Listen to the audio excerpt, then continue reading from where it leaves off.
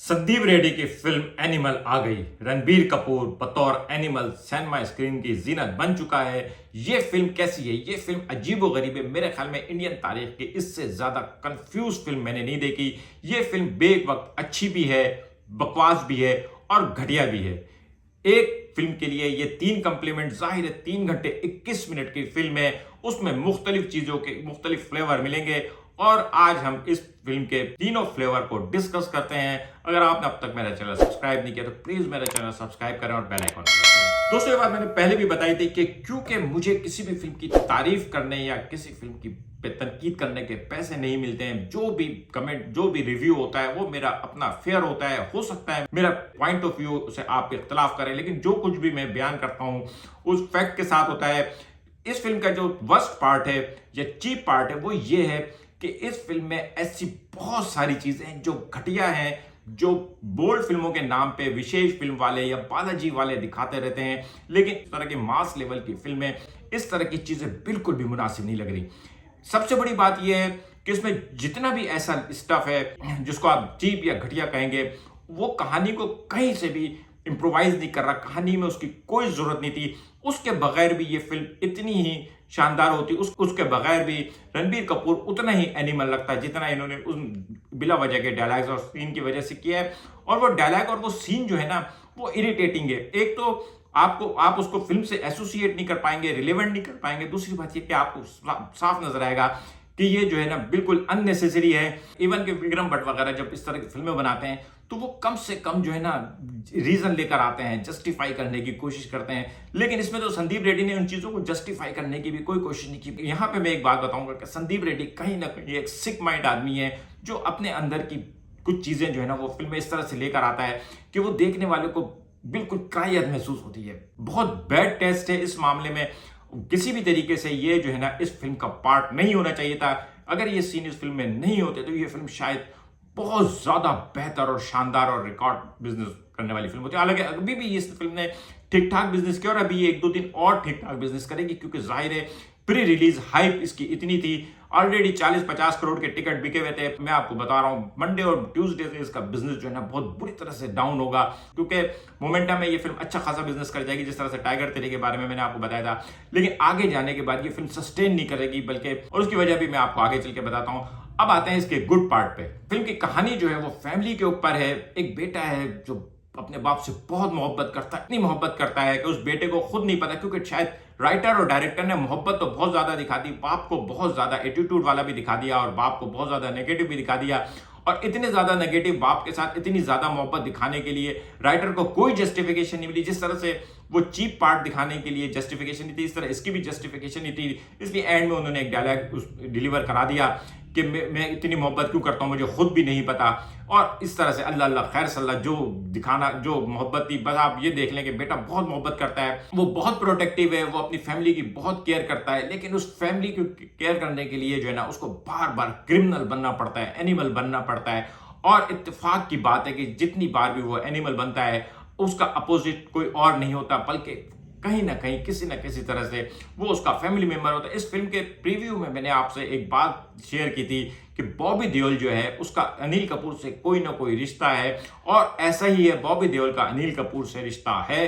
क्योंकि मैं प्रीव्यू में ये बात पहले ही कह चुका हूं अपने, तो इसलिए मैं इसको स्पॉइलर नहीं समझूंगा, क्योंकि जो चीज हमने पहले से अंदाजा लगा रखी है, अगर वो चीज सामने आती है तो वो स्पॉइलर नहीं है। और दूसरी बात मैंने आपसे कही थी कि रणबीर कपूर और बॉबी देओल की जो फाइट है वो डुएल टाइप की है, और वो डुएल टाइप की है। दोनों ने अपने अपने आदमी को कह दिया कि कोई बीच में नहीं आएगा, हमें अपना फैसला करने दो। बॉबी देओल को शिकस्त सिर्फ इस वजह से हुई कि डायरेक्टर ने उसको हारने के पैसे दिए थे।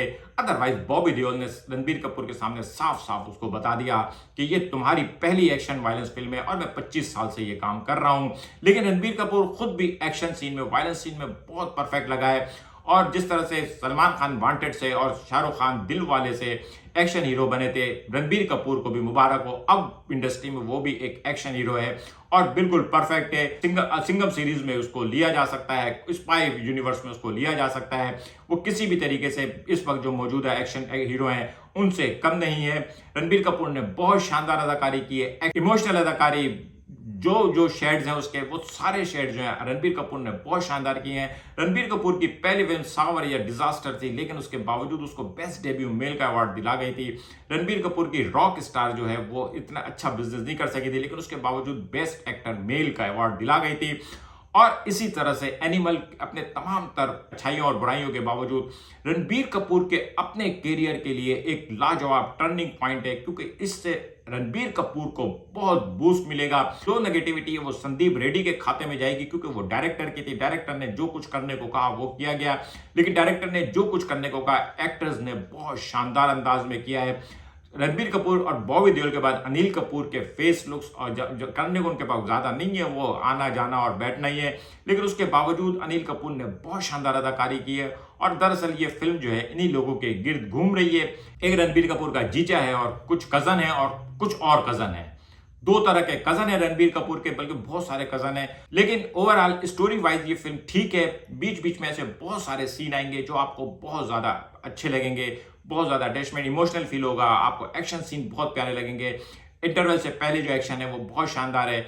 बॉबी देओल और रणबीर कपूर की फाइट बहुत शानदार है। लेकिन सबसे शानदार चीज जो मुझे लगी है वो अनिल कपूर और रणबीर कपूर के वो हिस्सा जो टेलर में भी आया था, बहरा नहीं हूं मैं, वो पूरा जो हिस्सा है वो शायद इस फिल्म का सबसे शानदार और बेहतरीन लाजवाब एस्पेक्ट है।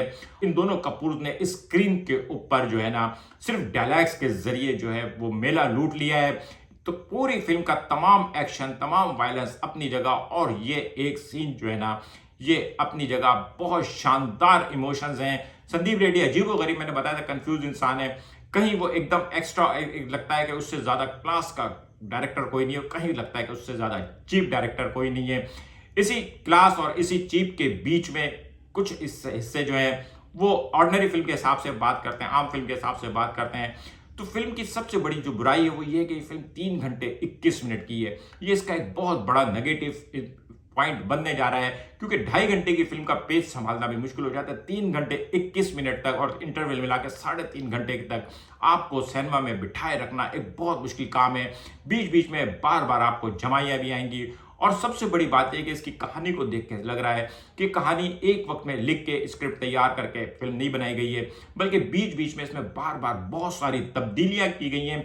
और यही वजह है कि जितने भी टर्न और ट्विस्ट आएंगे वो आपको सरप्राइज नहीं करेंगे, बल्कि आपको बोरिंग लगेंगे और आपको लगेगा कि यार यहाँ पे कहानी को और लंबा करने के लिए ये एक और बिला वजह का ट्विस्ट डाल दिया गया है, और आप बिल्कुल भी इंस्पायर नहीं होंगे। अगर रणबीर कपूर का कोई कजन मुसलमान निकल आता, अगर आपको उससे इंस्पायर होना है तो हो जाए, मैं तो कम से कम बिल्कुल भी इंस्पायर नहीं हुआ।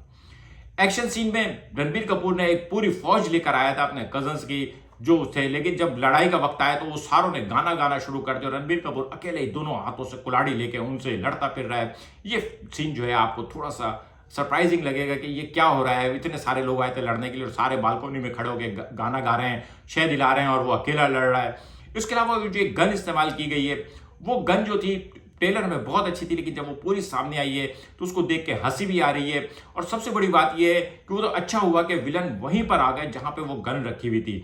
अगर उस गन को लेके जाना होता लड़ने के लिए तो शायद बहुत बड़ा ट्रॉलर चाहिए होता और विलन को दूर से नजर आ जाता कि गन लेकर आ रहे हैं। वो गन भी क्या है, उस गन को पूरा देखेंगे तो आपको लगेगा वो साहिल समंदर पे जो गाड़ियां चलती है ना उसके ऊपर जो है ना बहुत सारे लोहे के पाइप जो हैं उनको जोड़ के उसमें से धुआं निकलते दिखा दिया गया है। ये संदीप रेड्डी के दिमाग के इख्तियार। बहरहाल सीन अच्छा है, वो आपको पसंद आएगा, मजा आएगा, लेकिन उसके बावजूद वो गन जो है ना कुछ थोड़ा सा एक्स्ट्रा ऑर्डिनरी हो गई है।